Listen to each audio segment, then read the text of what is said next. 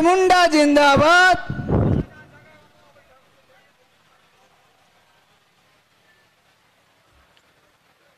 सभी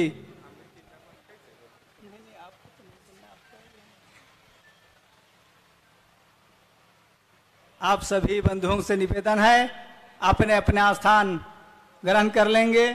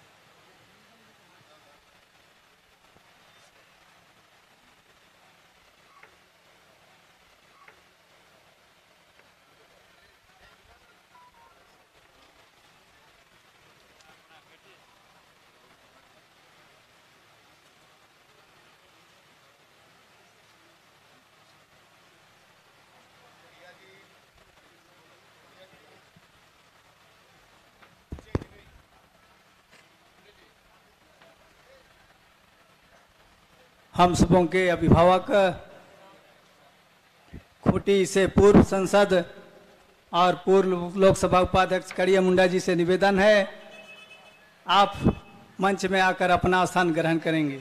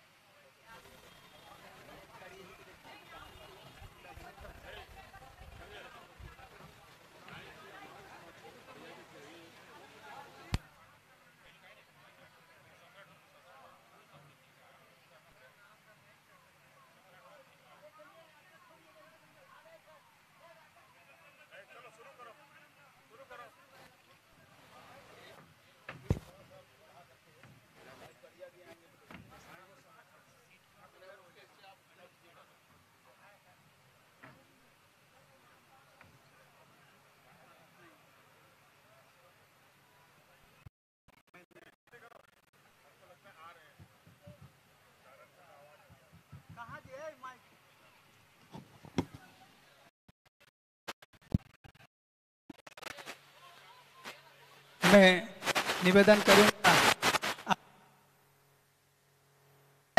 आपसे भी मेरा निवेदन होगा कि आप आएं और मंच में अपना स्थान ग्रहण करेंगे।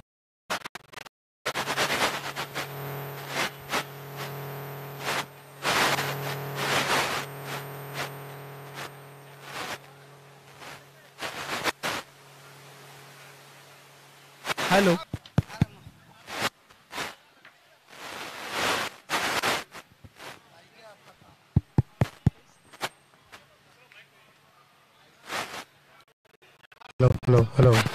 Hello check.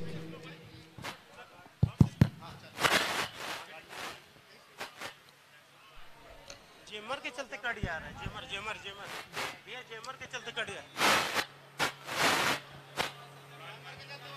राजनाथ सिंह जिंदाबाद, राजनाथ सिंह जिंदाबाद, राजनाथ सिंह जिंदाबाद।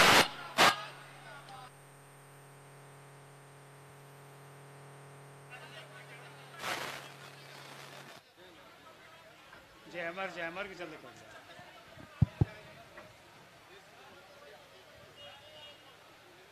जेमर को ऑफ करा। राजनाथ सिंह जिंदाबाद,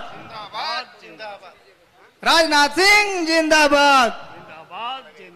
हल्ला भी करते रहते हैं। दूसरा किसी अरे बोलो ना, अरे बोल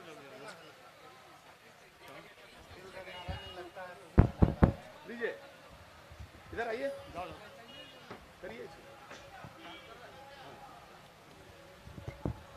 हेलो भाइयों एवं बहनों, हमारे बीच में आदरणीय बाबूलाल मरांडी जी हमारे प्रदेश अध्यक्ष जी विराजमान हैं। आजसू के केंद्रीय अध्यक्ष आदरणीय सुदेश महतो जी विराजमान हैं। हमारे उम्मीदवार अर्जुन मुंडा जी विराजमान हैं। सभी सम्मानित नेतागण मंच पर विराजमान हैं और हमारे राष्ट्रीय नेता भारत के रक्षा मंत्री परम आदरणीय श्रीमान राजनाथ सिंह जी हमारे बीच में पधार चुके हैं।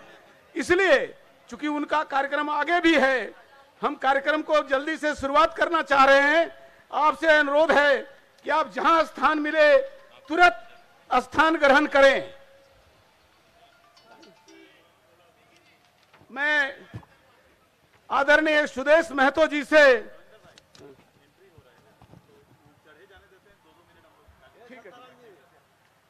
आप सभी बंधुओं का बहुत ही अभिनंदन है।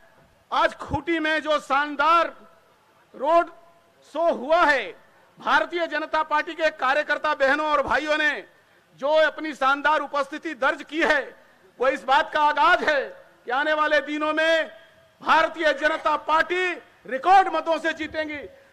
आदरणीय राजनाथ सिंह जिंदाबाद, राजनाथ सिंह जिंदाबाद, राजनाथ सिंह जिंदाबाद, नरेंद्र भाई मोदी जिंदाबाद, भारत माता की, भारत माता की। आदरणीय राजनाथ जी का अभिनंदन हमारे उम्मीदवार भारत सरकार के मंत्री अर्जुन मुंडा जी कर रहे हैं। आप तालियों की गड़गड़ाहट से उनका अभिनंदन करें, स्वागत करें। अब मैं आदरणीय बाबूलाल मरांडी जी से अनुरोध करूंगा कि स्वागत करते हुए अपने विचारों को रखें।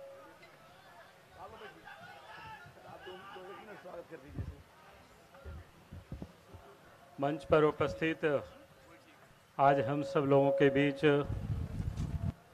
आज के इस कार्यक्रम के मुख्य अतिथि भारत सरकार के रक्षा मंत्री आदरणीय श्री राजनाथ सिंह जी, मंच पर उपस्थित आज भारत सरकार के मंत्री और खूंटी लोकसभा क्षेत्र से सांसद और इस चुनाव के भी आप प्रत्याशी हैं, झारखंड प्रदेश के पूर्व मुख्यमंत्री श्री अर्जुन मुंडा जी, मंच पर उपस्थित श्री सुदेश महतो जी, आजसू पार्टी के नेता और तमाम मंच पर उपस्थित भारतीय जनता पार्टी और गठबंधन के नेतागण, मैं सबसे पहले तो इस मंच पर राजनाथ सिंह जी का मैं स्वागत करता हूं, अभिनंदन करता हूं। और आज हम सब लोग इस नामांकन के सभा में हम सब लोग उपस्थित हैं, क्योंकि आज हम सब लोग यहाँ उपस्थित हैं आदरणीय राजनाथ सिंह जी को सुनने के लिए। मैं आप सब लोगों से इतना ही निवेदन करूंगा, खूंटी लोकसभा का 13 मई को चुनाव होना है। आज 13 मई को इस बार की चुनाव में हमें झारखंड के 14 में से 14 सीट और खूंटी लोकसभा सीट से श्री अर्जुन मुंडा जी को जिताना है। आप भारत सरकार के मंत्री भी हैं। आने वाला कल आप साधारण कोई एक एमपी को नहीं बना रहे, बल्कि आप एक मंत्री को आप यहां से बना रहे। और इसीलिए मैं आप सबों लोगों से यही निवेदन, यही अपील करने के लिए सिर्फ खड़ा हुआ हूं, क्योंकि आज आप देख रहे हो झारखंड की हालत क्या है, किस प्रकार से झारखंड के अंदर में अपोजिशन के लोग घूम घूम करके कहते हैं। कभी वो कहते हैं कि वो हेमंत सोरेन को बीजेपी वालों ने फंसा दिया, लेकिन वास्तविकता क्या है कि इस प्रदेश की जनता जानती है, उन्होंने इस राज्य की कोई भी चीज को लूटने से नहीं छोड़ा है। यहां तक कि चाहे कोयला हो, चाहे पत्थर हो, चाहे लोहा हो, नदी के बालू तक को इन्होंने नहीं छोड़ा है। और जहां पहाड़ के पहाड़ पत्थरों को खोद करके उजाड़ा है। आज अगर ईडी ने जो चार्जशीट सबमिट किया है, तो मैं कह सकता हूं 191 की पेज में उनकी पूरा गुनाह दर्ज किया हुआ है। और इसीलिए मैं आज वो जेल में बंद है, लेकिन वो लोग आज भी दुष्प्रचार करते। यही मैं आप सब लोगों से निवेदन और अपील करने के लिए आया हूं, जो इस राज्य को लूटने का ही इन सारे लोगों ने काम किया। देश के प्रधानमंत्री नरेंद्र मोदी जी देश को विकसित भारत बनाने की बात करते हैं, तो ये लोग अपने घर को विकसित कर रहे हैं, अपने परिवार को विकसित कर रहे हैं।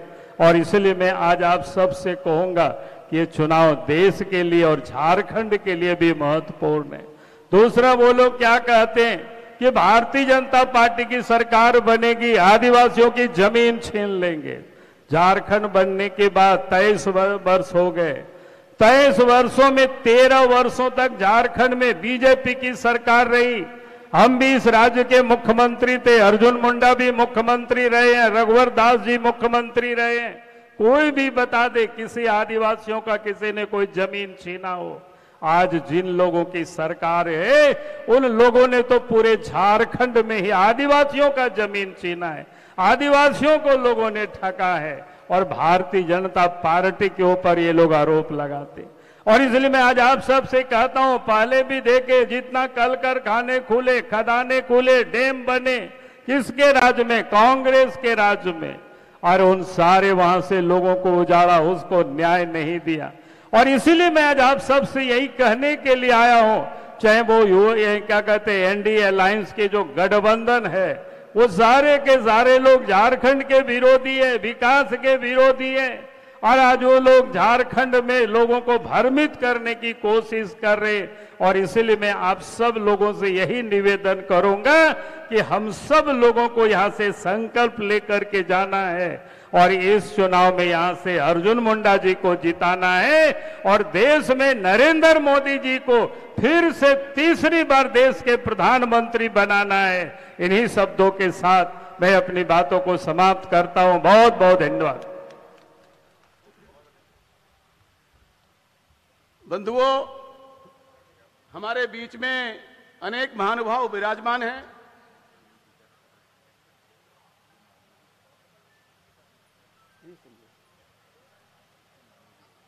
ठीक है, वो चालू नहीं है।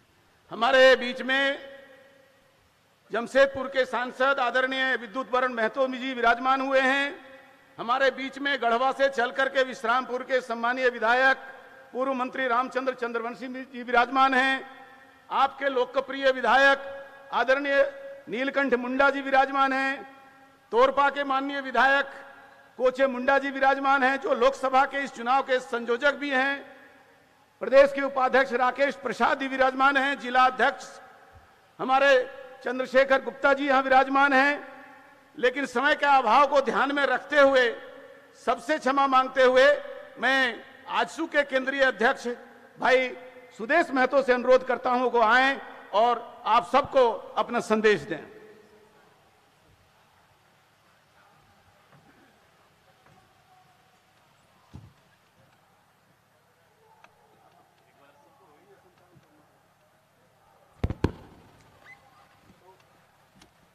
भारत माता की, आवाज सुनाई नहीं दिया।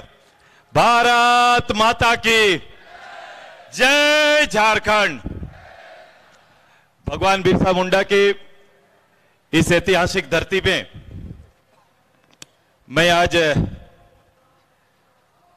हमारे इस प्रदेश के लोकप्रिय नेता, भारत सरकार के आदरणीय मंत्री बड़े भाई अर्जुन मुंडा जी के इस खूंटी लोकसभा संसदीय क्षेत्र से इस नामांकन के शुभ अवसर पर मैं अपने देश के नेता, भारत सरकार के आदरणीय मंत्री और झारखंड को सबसे ज्यादा संरक्षण देने वाले आदरणीय देश के रक्षा मंत्री जी का मैं हार्दिक स्वागत करता हूं, अभिनंदन करता हूं। मैं अभिनंदन करता हूं अपने प्रदेश के पूर्व मुख्यमंत्री और वर्तमान भारतीय जनता पार्टी के आदरणीय अध्यक्ष बड़े भाई बाबूलाल मरांडी जी, इस लोकसभा के प्रभारी आदरणीय बड़े भाई रविंद्र राय जी, हमारे लोकप्रिय नेता और जमशेदपुर के आदरणीय सांसद विद्युत बरन महतो जी, इस खूंटी के लाल हमारे पूर्व मंत्री और वर्तमान इस क्षेत्र के विधायक आदरणीय नीलकंठ सिंह मुंडा जी, हमारे साथी तोरपा के विधायक आदरणीय कोचे मुंडा जी, भारतीय जनता पार्टी के सभी वरिष्ठ नेता, आजसू के सभी वरिष्ठ नेता और सबसे ज्यादा अभिनंदन हजारों की तादाद में नामांकन में आए सभी भारतीय जनता पार्टी आजसू के कार्यकर्ताओं का मैं अपनी ओर से जोहार और प्रणाम अर्पित करता हूं। मैं आज के इस सभा में केवल इतना बात करने के लिए खड़ा हूं कि ये चुनाव कोई पंचायत का चुनाव नहीं, ये प्रदेश का चुनाव नहीं, बल्कि ये चुनाव देश के नेता का चयन का चुनाव है। ये चुनाव और आपका वोट देश का नेता तय करेंगे।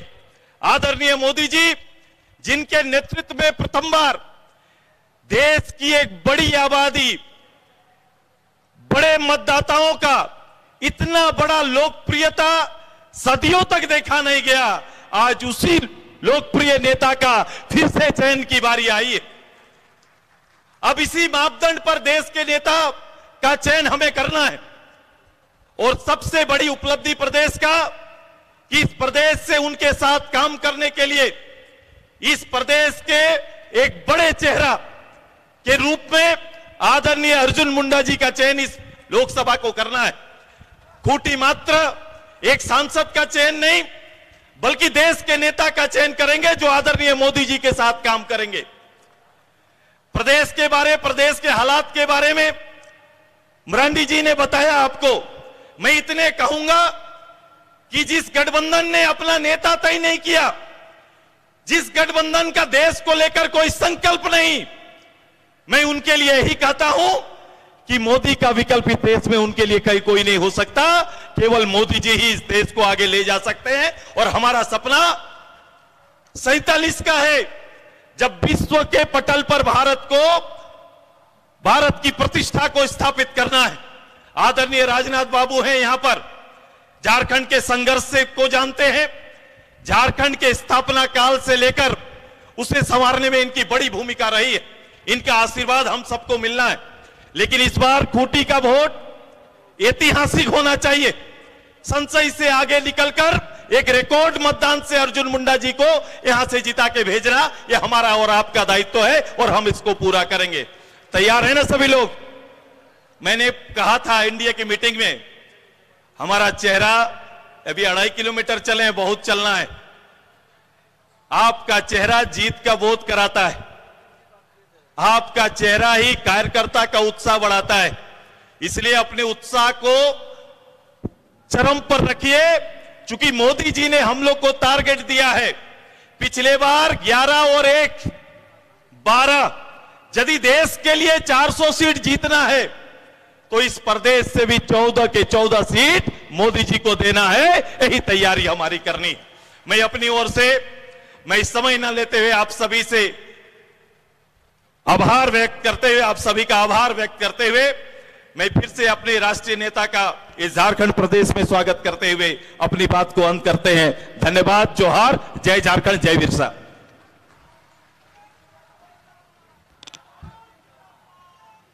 बहुत बहुत धन्यवाद मंच की ओर से। अपने बीच आजसू के केंद्रीय अध्यक्ष आदरणीय सुदेश महतो जी को मैं अब कार्यक्रम को आगे बढ़ाते हुए मैं निवेदन करना चाहूँगा, अपने बीच इस खूंटी लोकसभा के प्रत्याशी आदरणीय अर्जुन मुंडा जी और भारत सरकार के आप मंत्री भी हैं, आपसे ही निवेदन है कि आप हम सबों का संबोधन करेंगे।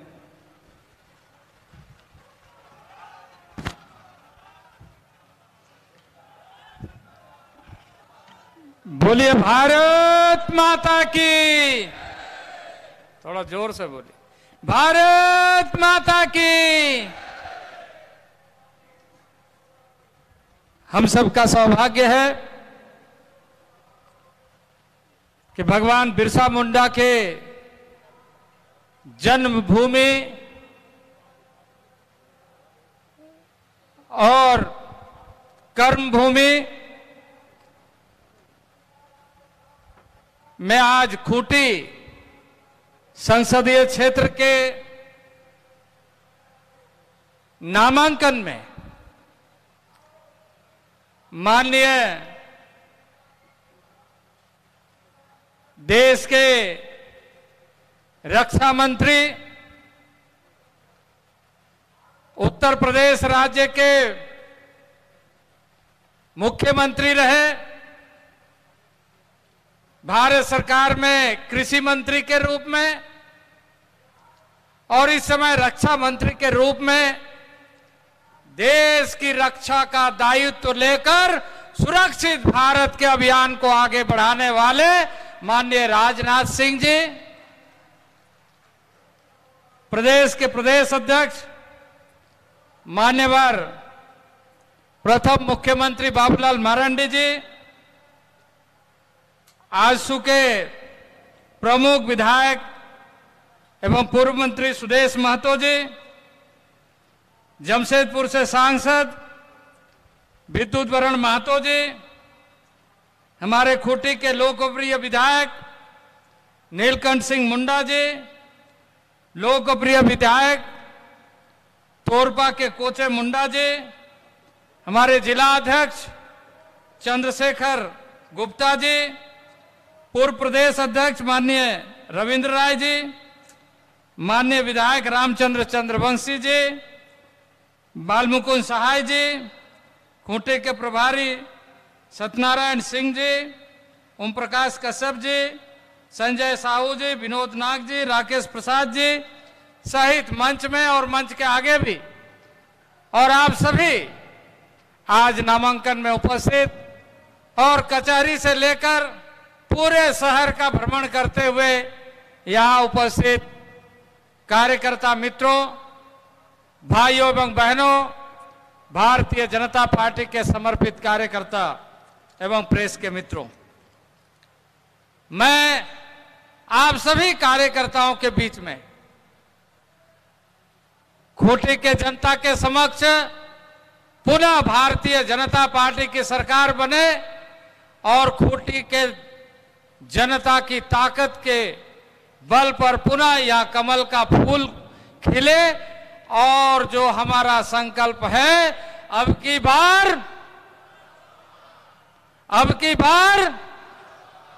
फिर एक बार आज मैं बहुत ज्यादा नहीं कहूंगा, खूंटी के प्रत्येक जनता भारतीय जनता पार्टी का प्रत्याशी है और खूंटी की जीत भगवान बिरसा मुंडा का सही, जिसे हम ये कहें कि बलिदान को नमन होगा कि फिर से हम जिस माटी पर आजादी के बाद यदि कोई प्रधानमंत्री भगवान बिरसा मुंडा के जन्मभूमि उनके गांव उलीहातू में उस धरती को नमन करने के लिए आया तो उस प्रधानमंत्री का नाम है नरेंद्र भाई मोदी। यही वो अवसर है जब देश के राष्ट्रपति ने भगवान बिरसा मुंडा के धरती पर आकर श्रद्धांजलि अर्पित किया, क्योंकि भारतीय जनता पार्टी जानती है कि किस तरीके से शहीदों का सम्मान करना चाहिए, किस तरीके से शहीदों के साथ सम्मान ही नहीं बल्कि उसके इतिहास को बरकरार रखना चाहिए। जो समाज इतिहास भूलता है वो अपने आप को भूल जाता है। इतिहास को पुनर्जीवित करने का काम इस समय भारतीय जनता पार्टी के नेतृत्व में हम सभी कार्यकर्ता के हैसियत से कर रहे हैं। इस समय मुझे बहुत ज्यादा सब जानते हैं आप, कांग्रेस क्या कर रही है, बाकी दलें क्या कर रहे हैं, या इस राज्य में क्या हो रहा है, किस तरह की बातें हैं, यह आप सबसे छुपा हुआ नहीं है। मैं इतना ही कहना चाहता हूं कि जिसको हमारे सहयोगी दल आजसू ने कहा, माननीय बाबूलाल मरांडी जी ने कहा कि आइए हम सब मिलकर के झारखंड से 14 कमल का फूल दिल्ली भेजने का संकल्प ले, उसमें से एक खूंटी भी होगा। आप सबके प्रसार से हम इस इतिहास को बनाने में कामयाब होंगे, क्योंकि आज जो लोग तालमेल के बल पर, उन लोगों ने कभी झारखंड को बनने नहीं दिया। झारखंड यदि बना तो भारतीय जनता पार्टी के नेतृत्व में तत्कालीन प्रधानमंत्री अटल बिहारी वाजपेयी जी के नेतृत्व में बना। हम सबको, इस झारखंड के समस्त नागरिकों को इस बात का गर्व है कि आजादी के लंबे कालखंड तक कांग्रेस ने और ऐसे दलों ने सौदेबाजी की राजनीति की, आज घोटालेबाजी की राजनीति कर रहे हैं, लेकिन भारतीय जनता पार्टी इस राज्य का निर्माण भी किया और भगवान बिरसा मुंडा के धरती को नमन करते हुए 15 नवंबर को गौरव दिवस के रूप में देश भर में मनाने का संकल्प लिया। और उसके साथ ही घोषणा पत्र में इस बात का जिक्र किया कि 2025 को जब हम 150वीं जयंती मनाएंगे तो वह वर्ष पूरे भारत के लिए बिरसा मुंडा जयंती वर्ष होगा। इस संकल्प के साथ भारतीय जनता पार्टी ने अपना संकल्प पत्र देश के सामने प्रस्तुत किया है। तो इस धरती को सम्मान करने का काम, इस धरती के महत्व को समझने का काम भारतीय जनता पार्टी ने किया है। आइए हम आज सब मिलकर के जिस नामांकन को आज हमने दाखिल किया है, उस नामांकन का एक कमल का फूल दिल्ली पहुंचेगा। इस संकल्प के साथ ही मैं आदरणीय राजनाथ जी के प्रति आभार व्यक्त करते हुए अपने वाणी को विराम देता हूं। बोले भारत माता की, भारत माता की, भारत माता की, वंदे वंदे वंदे। बहुत बहुत धन्यवाद।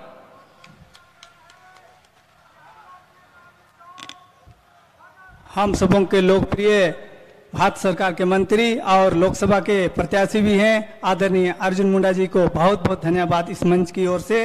अब मैं कार्यक्रम को आगे बढ़ाते हुए अपने बीच आज बहुत ही हम लोग सौभाग्य हैं, भारत सरकार के रक्षा मंत्री आदरणीय राजनाथ सिंह जी का आगमन हुआ है। मैं आपसे निवेदन करूंगा कि आप आएं और हम सबों के बीच अपना मार्गदर्शन देंगे। इससे पहले मैं आप सबों से एक बार नारा के लिए कहना चाहूंगा, राजनाथ सिंह जिंदाबाद, राजनाथ सिंह जिंदाबाद। बहुत बहुत धन्यवाद।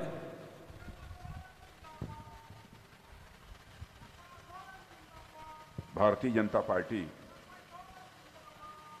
झारखंड के प्रदेश अध्यक्ष एवं झारखंड के पूर्व मुख्यमंत्री श्रीमान बाबूलाल जी मरांडी और आप सबके प्रत्याशी और भारत सरकार में कृषि मंत्री और आदिवासी कल्याण मंत्री श्री अर्जुन मुंडा जी, रविंद्र राय जी पूर्व प्रदेश अध्यक्ष, श्री सुदेश जी महतो, आजसू के केंद्रीय अध्यक्ष, बहुत हमारे पुराने मित्रों में हैं सुदेश महतो जी, नीलकंठ सिंह जी मुड्डा विधायक, बाल मुकुंद सहाय प्रदेश उपाध्यक्ष, श्री राकेश प्रसाद प्रदेश उपाध्यक्ष, कोशे मुंडा जी विधायक, तोरपा संगठन महामंत्री श्री कर्मवीर सिंह जी, विद्युत करण महतो, प्रदीप वर्मा, श्रीमती विमला प्रधान, श्री चंद्रशेखर गुप्ता, सत्यनारायण सिंह, काशीनाथ महतो, ओम प्रकाश कश्यप, रामचंद्र चंद्रवंशी, श्री पीएन सिंह जी और कैलाश महतो, संजय साहू, रुपेश जायसवाल। मैंने कहा कोई छूटने न पाए, सभी को पढ़ दिया। और यहां उपस्थित मेरे सभी सम्मानित बहनों एवं भाइयों, आज यदि मैं यहां पर आया हूं तो आप सबको मालूम है कि किस कारण से आया हूं। इसके पहले उत्तर प्रदेश में गौतम बुद्ध नगर यानी नोएडा की एक सार्वजनिक सभा को संबोधित करने के बाद आप सबके बीच पहुंचा हूं और यहां से फिर भागलपुर बिहार की सभा को संबोधित करना है। अर्जुन मुंडा जी आपके प्रत्याशी हैं। अर्जुन मुंडा के बारे में मुझे बतलाने की कोई आवश्यकता नहीं है। आपने उन्हें मुख्यमंत्री के रूप में काम करते हुए देखा है और भारत सरकार में भी मंत्री के रूप में उन्हें काम करते हुए आज भी आप देख रहे हैं। बहनों भाइयों, झारखंड के बारे में मैं कहना चाहूंगा। जब हमारी पहली सरकार बनी थी, सिर्फ बाबूलाल जी मरांडी यहां के मुख्यमंत्री, उसके बाद अर्जुन मुंडा जी मुख्यमंत्री बने, उसके बाद रघुवर दास जी बने। लेकिन हमारे तीनों मुख्यमंत्रियों की विशेषता रही है, झारखंड ही नहीं इस देश का कोई मां का लाल उंगली उठाकर नहीं कह सकता कि हमारे तीनों पूर्व मुख्यमंत्रियों के दामन पर कोई भ्रष्टाचार की दाग लगी हुई है। और मैं समझता हूं कि झारखंड की मिट्टी का जो करिश्मा रहा है, उस करिश्मे के अनुरूप अपने को ढालने का काम किया है तो हमारे तीनों नेताओं ने किया।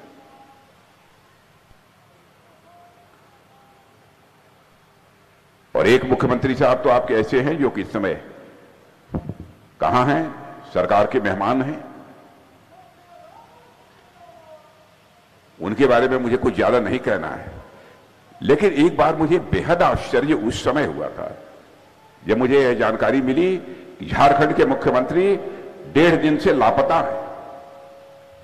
बहनों भाइयों, लंबे समय से मैं भारत में राजनीति कर रहा हूं, लेकिन किसी मुख्यमंत्री के लापता होने की खबर मैंने अपने जीवन में पहली बार सुनी है।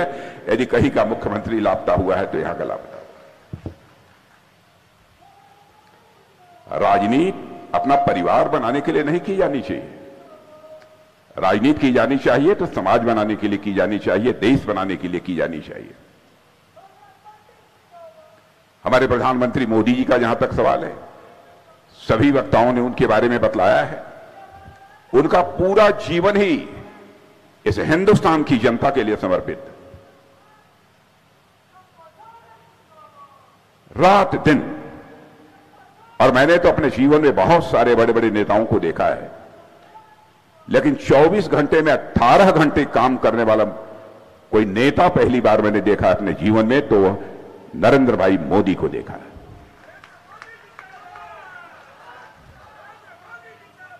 हमसे भी बड़े होने के बावजूद लगातार दिन में 3 सभा 4 सभा को संबोधित करना, दिल्ली से चलकर आना जाना, सभा को संबोधित करना, दूसरी तीसरी चौथी, फिर पहुंचना। और आपको आश्चर्य होगा कि यहां से जाने के बाद रात को 10 बजे फिर बैठक होती है। तो सचमुच यदि हम भारत का मस्तक सारी दुनिया में ऊंचा करना चाहते हैं तो ऐसा ही तपस्वी प्रधानमंत्री इस देश को चाहिए जैसे हमारे नरेंद्र मोदी जी हैं।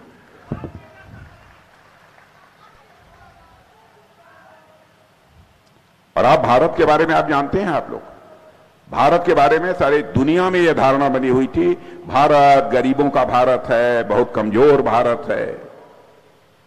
और हालत यह थी कि भारत को इतना लोग कमजोर मानते थे कि जो चाहता था वह भारत को आंख दिखा देता।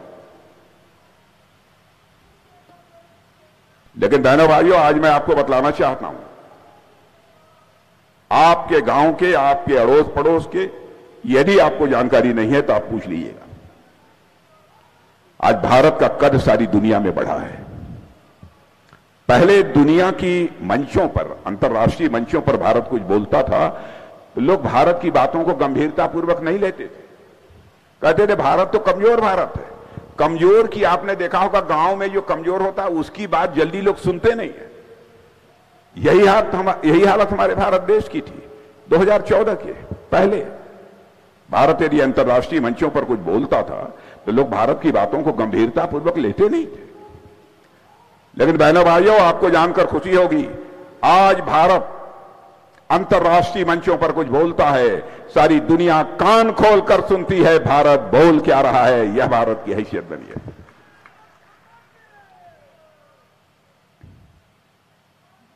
यह भारत की हैसियत है। कई घटनाएं, अब धन दौलत के मामले में मैं आपको बतलाना चाहता हूं, अर्थव्यवस्था का आकार कहते हैं बोलचाल की भाषा में धन दौलत। हर व्यक्ति की अपनी धन दौलत होती है, वैसे ही हर देश की भी अपनी धन दौलत होती है। धन दौलत के मामले में भी हमारा भारत, जब मोदी जी प्रधानमंत्री बने थे 2014 में, तो हमारा भारत यह 11वें स्थान पर था, दुनिया में 11वें स्थान पर था। 7 वर्षों के अंदर हमारे प्रधानमंत्री ने करिश्मा करके, मेरे बहनों भाइयों, हमारे भारत को दुनिया के 5 कंट्रीज में, दुनिया के 5 देशों में लाकर खड़ा कर दिया। और मैं नहीं, सारे विश्व के अर्थशास्त्री, बहुत बड़ी वित्तीय संस्थाएं जिन्हें अंग्रेजी में फाइनेंशियल फर्म्स कहते हैं, सब यह दावा कर रही हैं, सभी यह दावा कर रही हैं कि साहब भारत दुनिया में सबसे तेजी से आगे बढ़ने वाली अर्थव्यवस्था यदि कहीं की है तो भारत की है। इसलिए इस सच्चाई को नकारा नहीं जा सकता। भारत अब 4थे, 5वें, 8वें, 10वें स्थान पर दुनिया में नहीं होगा, बल्कि आज के 2.5 साल के बाद, लगभग 3 साल के बाद, भारत दुनिया के 3 देशों में आकर खड़ा हो जाएगा। भारत में, दुनिया में 3 देशों का नाम लिया जाएगा तो अमेरिका, चीन और भारत होगा। मेरे बहनों भाई, यह है हमारा भारत। और यह तो मैं कहना चाहता हूं कि पराक्रमी बिरसा मुंडा की यह धरती है। बिरसा मुंडा जी का क्या योगदान है समाज को एकत्रित करने में और अंग्रेजों के खिलाफ जंग छेड़ने में, मैं समझता हूं कि यहां का बच्चा बच्चा अच्छी तरह परिचित है। बिरसा मुंडा जी के बारे में बहुत सारी चर्चाएं होती हैं और भगवान बिरसा मुंडा को पहली बार तहे दिल सम्मान यदि किसी सरकार ने दिया है बहनों भाइयों, तो हम लोगों की सरकार ने दिया है। इसके पहले किसी सरकार ने भगवान बिरसा मुंडा को सम्मान नहीं दिया। और मैं मानता हूं कि वह जनजाति गौरव और संघर्ष के प्रतीक हैं।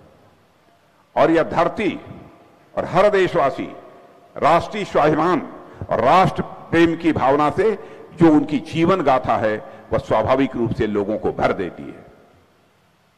झारखंड की धरती तो अद्भुत है। पहली बार इन लोगों को प्रकाश में लाने का काम, लाइमलाइट में लाने का काम यदि किसी ने किया तो हमारे प्रधानमंत्री ने किया। चाहे वह तिलका मांझी हो, चाहे सिद्धू कान्हू हो, चाहे चांद भैरव हो, फूलो झानो हो, नीलांबर हो, पीतांबर हो, ताना भगत हो, एक से एक लोग इस धरती पर पैदा हुए। क्या वह गरीब परिवारों से आते थे? इसी कारण जो सम्मान उन्हें मिलना चाहिए था नहीं मिला। समाज की अंतिम सीढ़ी पर बैठे हुए लोगों को भी सम्मान देना, सम्मान के नजरिए से देखना और उनके जीवन स्तर को ऊंचा उठाने का काम भारत में कोई सरकार कर रही है मेरे बहनों भाइयों, तो हम लोगों की सरकार कर रही है। पहली बार ऐसा हो रहा है भारत में, इसके पहले कभी नहीं हुआ था। अब आदिवासी मंत्रालय भी यदि किसी को बनाना हुआ तो सबसे पहले इस आजाद भारत में आदरणीय अटल बिहारी वाजपेयी ने आदिवासी कल्याण मंत्रालय बनाया था और किसी ने नहीं बनाया। और आज आपको जानकर खुशी होगी, आदिवासी कल्याण मंत्रालय, इसका बजट पहले से 6 गुना बढ़ा दिया गया है। क्यों अर्जुन मुंडा जी? 6 गुना बढ़ा दिया गया है। अब आपके अर्जुन मुंडा जी बड़े बजट के मालिक हैं। आप समझते होंगे कि घर के हैं, घर की मुर्गी साग के बराबर। और आदिवासियों में भी जिनको कोई पूछता नहीं था, ऐसे हजारों गांव हैं। मुझे इस समय संख्या याद नहीं है। पीएम जनधन योजना जो लागू हुई है, लगभग कितने हजार गांव होंगे? 17,000 है, 36,000 गांव जो एकदम पिछड़े हैं, आज तक उनकी किसी ने सुध ही नहीं, और उनके अलावा भी 22। पहली बार समाज की अंतिम सीढ़ी पर जिन्हें कहा जाता बैठे थे, उपेक्षित थे, कोई जाता नहीं था, पूछता नहीं था, उनकी चिंता की है तो हमारे प्रधानमंत्री ने की है। और बहनों भाइयों, आपको जानकर खुशी होगी, दुनिया के किसी देश में वह काम नहीं हो पाया जो हमारी सरकार ने किया। आप इसका पता लगा लेना। और मैं प्रेस के दोस्तों से भी कहना चाहता हूं, हमारी कोई बात गलत हो, आप अखबार के पन्नों पर लिख देना, मैं अपनी गलती स्वीकार कर लूंगा। क्योंकि मैंने जिंदगी में राजनीति की है तो जनता की आंखों में धूल झोंक कर राजनीति नहीं की है, जनता की आंखों में आंख डालकर राजनीति की है, इसलिए मैं कह रहा हूं। 25 करोड़ जनता को, 25 करोड़ गरीबों को हम लोगों ने गरीबी के बाहर कर दिया। ये हमारी सरकार नहीं कह रही है, नीति आयोग ने कहा है। बहुत बड़ी बड़ी अंतर्राष्ट्रीय संस्थाओं ने कहा है। भारत ने करिश्मा कर दिया।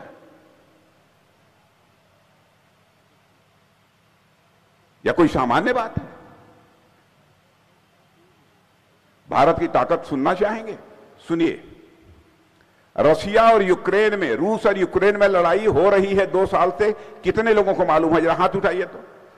सबको मालूम। वाह वाह, बहुत जागरूक हैं लोग। वहां भी सबको मालूम है, वहां बैठे हैं जो लोग, जहां हाथ उठाइए पीछे भी। बहुत अच्छा। बहनों भाइयों, रशिया, रूस और यूक्रेन में 2 वर्ष से अधिक हो गए लड़ाई चल रही। बराबर रूस भी मिसाइल, बम, तोप, गोले, यह सब सारा चला रहा है, और यूक्रेन भी चला रहा है। जब लड़ाई शुरू हुई थी उस समय हमारे भारत के हजारों बच्चे वहां पढ़ते थे, और उनके माता पिता जो भारत में रहते थे उनको यह चिंता हुई क्या होगा हमारे बच्चों का। कहीं रूस की तरफ से कोई मिसाइल आ गई, अब हमारे बच्चे जहां रहते हैं वहां गिर गई, तब तो हमारे बच्चे बचेंगे नहीं। तो भारत में जो उनके माता पिता रहते थे वह प्रधानमंत्री से मिले, और प्रधानमंत्री से कहा, हे प्रधानमंत्री जी, चाहे जो कुछ भी हो जाए, चाहे जैसे भी, हम नहीं जानते कैसे होगा, लेकिन आप हमारे बच्चों को यूक्रेन से निकालकर बाहर ले आइए, भारत ले आइए। अब बहनों भाई, आप मान लो मिसाइल, बम, तोप, गोले बराबर दोनों देशों की तरफ से चल रहे हैं, कैसे काम करेगा कोई? लेकिन देखिए, हमारे प्रधानमंत्री का 56 इंच का सीना, 56 इंच का सीना मेरे बहनों भाइयों। उन्होंने कहा चिंता मत करो, चिंता मत करो। और उन्होंने टेलीफोन उठाया, रूस के राष्ट्रपति मिस्टर पुतिन को मिलाया, उनसे बात की, यूक्रेन के राष्ट्रपति मिस्टर जेलेंस्की से बात की, और बहनों भाइयों 4.5 घंटे के लिए युद्ध रुक गया, और 22,500 बच्चे हमारे भारत के वहां से अपने देश वापस आ गए। यह है हमारा भारत।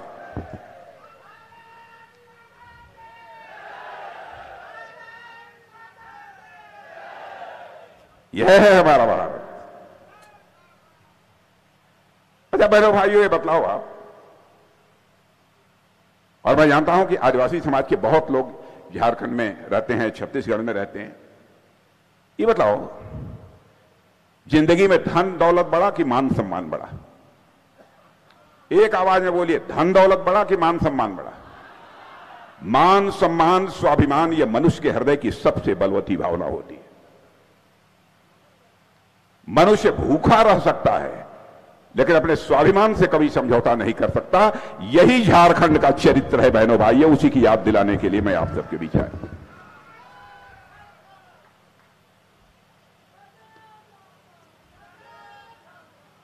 अब यहां पर कांग्रेस के लोग क्या कह रहे हैं जानते हैं? कांग्रेस के लोग कह रहे हैं कि साहब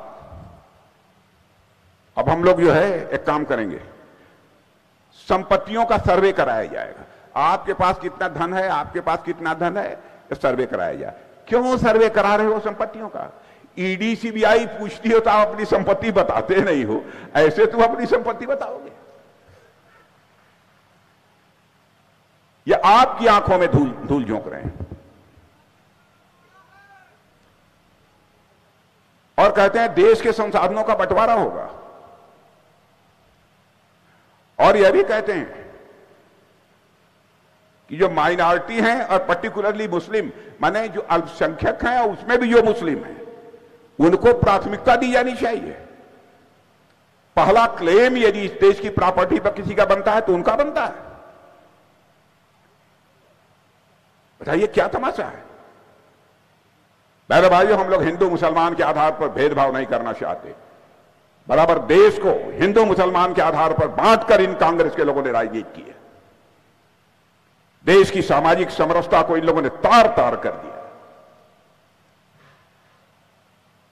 अबे जो भी गरीब है उसकी मदद की जानी चाहिए, हिंदू हो, मुसलमान हो, ईसाई हो, बौद्ध हो, कोई भी हो, क्या फर्क पड़ता है?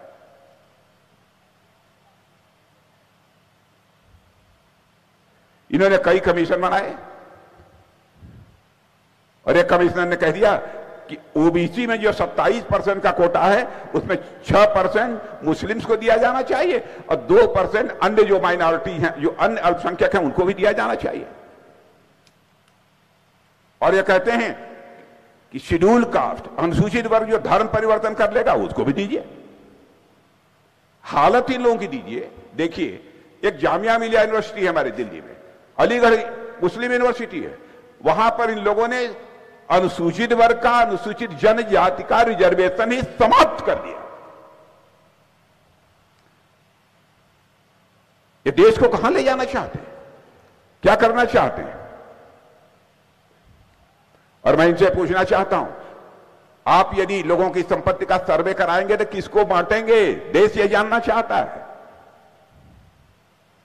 और बहनों भाइयों, मुस्लिम समाज हो चाहे क्रिश्चियंस हो, हर योजना का लाभ मिल रहा है। कोई मुस्लिम समाज का कोई व्यक्ति भारत में यह बतला दे, पक्का मकान यदि हमारे प्रधानमंत्री लोगों को दे रहे हैं, किसके साथ भेदभाव किया है? मैं दावे के साथ कहता हूं, झारखंड में भी लोगों को, मुस्लिम हो, क्रिश्चियन हो, कोई हो, जो हकदार है पक्का मकान पाने के, उनको पक्का मकान मिला है। और मैं वहां जो बैठे हैं, खड़े हैं, मैं उनसे पूछना चाहता हूं, जिनके घरों में शौचालय नहीं रहा, उनके घर में शौचालय बना है कि नहीं है? जब मैं पूछना चाहता हूं वहां के, जिनके घर में बिजली नहीं, बिजली पहुंचाई गई है। क्या चाहिए? अच्छा, दूसरी चीज, जो 5 किलो मुफ्त में राशन मिलता है कि नहीं? मिलता भैया कि नहीं? तो खूब मजे होंगे। मैं जानता हूं बड़े चतुर हैं झारखंड के लोग। घर में 5 किलो नहीं आता होगा, 25 किलो आता होगा। खाते भी होंगे।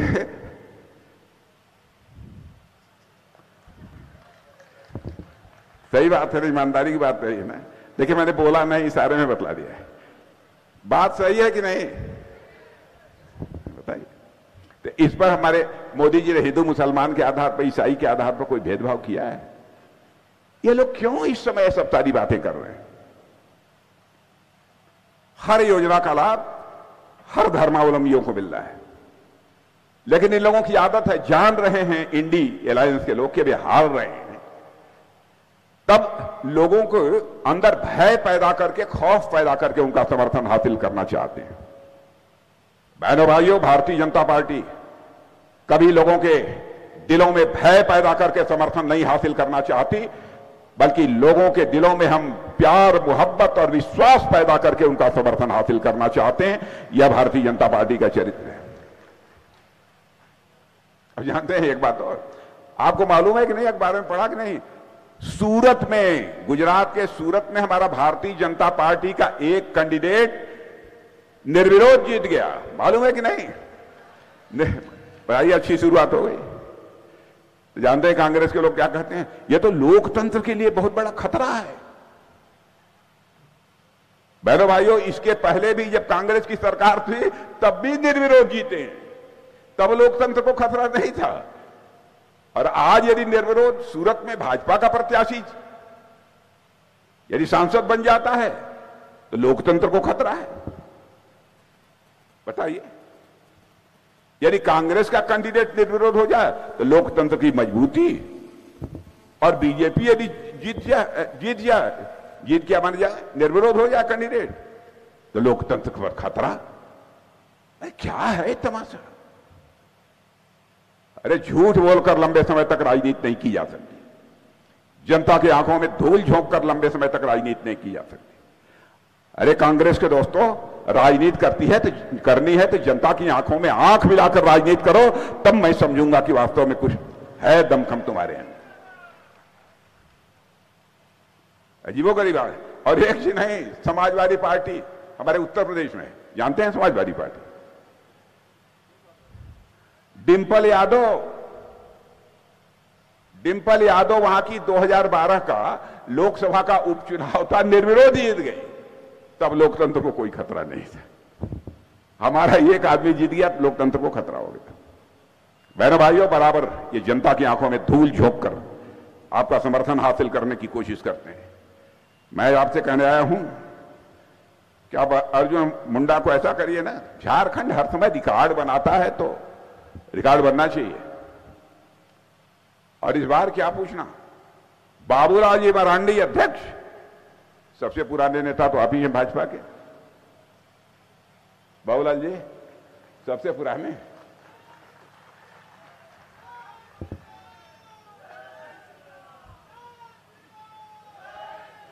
अर्जुन मुंडा तो इनसे बहुत छोटे हैं। ये हूं, और सुदेश महतो जैसा नौजवान यदि ये बिल्कुल ताकत दे रहा हो, तब यहां जीतने से कौन रोक सकता है?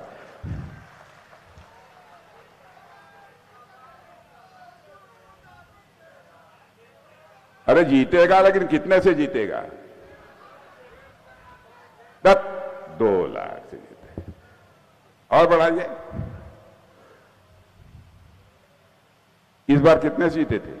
इस बार तो बेकार था। कितने से जीतेगा? नहीं। हाँ, 5 लाख से जिताइए तब। अरे मैं कहता हूं ज्यादा नहीं, अब 3 लाख से जिता दीजिए। मैं आप बहनों भाइयों को विश्वास दिलाता हूं, मैं फिर से आऊंगा तो अपना स्वागत कराने के लिए नहीं आऊंगा तो शीश झुकाकर आप सभी का अभिनंदन करने के लिए आऊंगा, आप सभी का मैं स्वागत करने के लिए आऊंगा। तो चलें कि ना चलें? चलिए, भारत माता की।